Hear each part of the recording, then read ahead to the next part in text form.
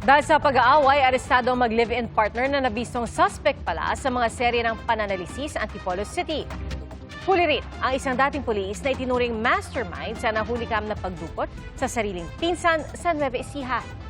Saksi si CJ Torida ng GMA Regional TV.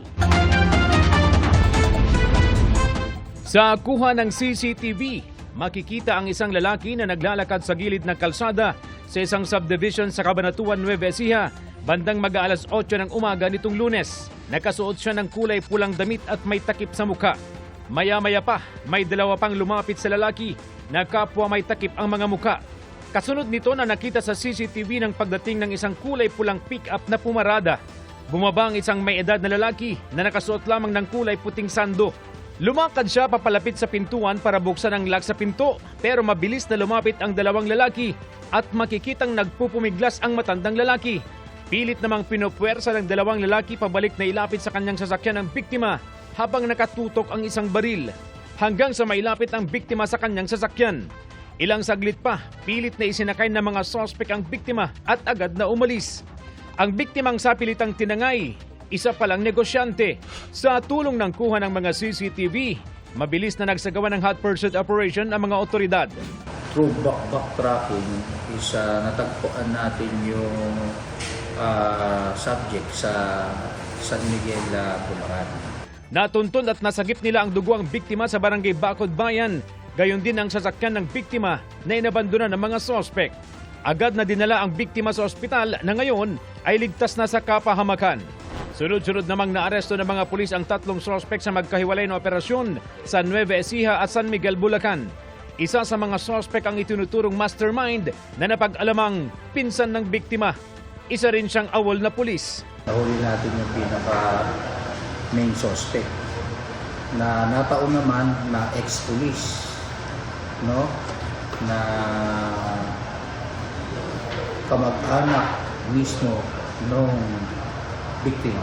Sa panayam ng GMA Integrated News sa mga sospek, aminado sila sa ginawang krimen para makahingi ng 5 milyong pisong ransom kapalit ng paglaya ng biktima. Nag-demand sila ng 5 milyon. So, yun nga, nagkaroon ng konting negotiation.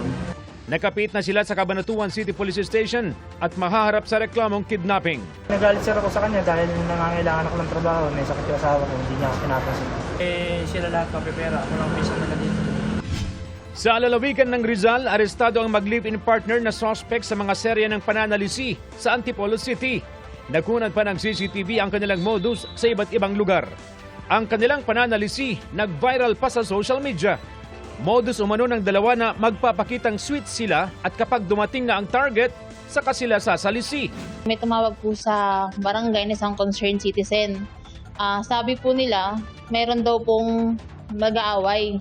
Di umano na mag-asawa. Kaya pinuntahan po ng mga tanod. May napanood po ko sa FB na isang viral video ng dalawang tao na kumukuha ng gamit. So parang namukhaan ko po na parang sila.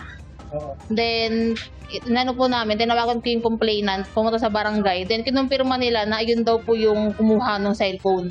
Pag-amin ng mga suspect, dala ng kahirapan, kaya nila nagawa ang krimen. Hindi po namin ginustong gawin yun. Wala lang po talaga siyang pinagkakakitaan ngayon. Nasa kustodiya na silang dalawa ng Antipolo City Police. Para sa GMA Integrated News, CJ Torida ng GMA Regional TV, ang inyong saksi. Mga kapuso, maging una sa saksi. Mag-subscribe sa GMA Integrated News sa YouTube para sa iba't ibang balita.